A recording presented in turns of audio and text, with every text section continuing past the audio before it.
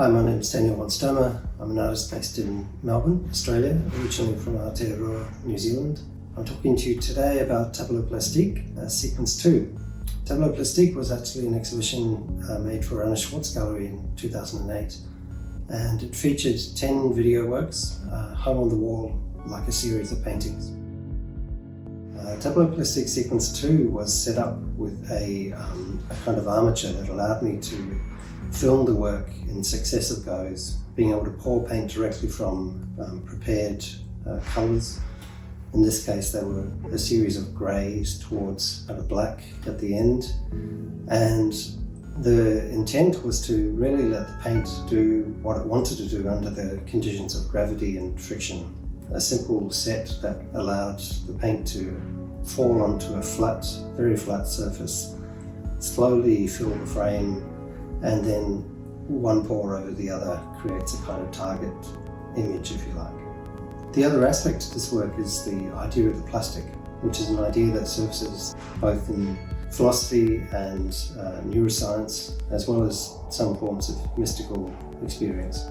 The plastic is something that interests me because you can see it at work in all kinds of ways within paint as a flowing, dynamic material.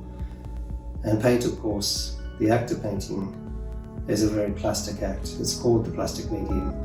It moves around, we can push it around and make it do different things. Here too, it seems to embody time, and that was another dimension to this that interests me greatly and remains of interest and can be seen in many of my other works as well.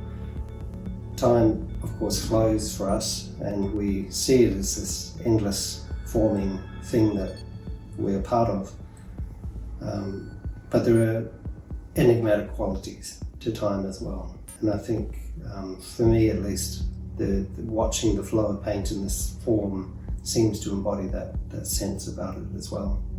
I did really want these works to operate like paintings. They are directly referring to the history of painting as well as the act of painting as a kind of performative act in the world.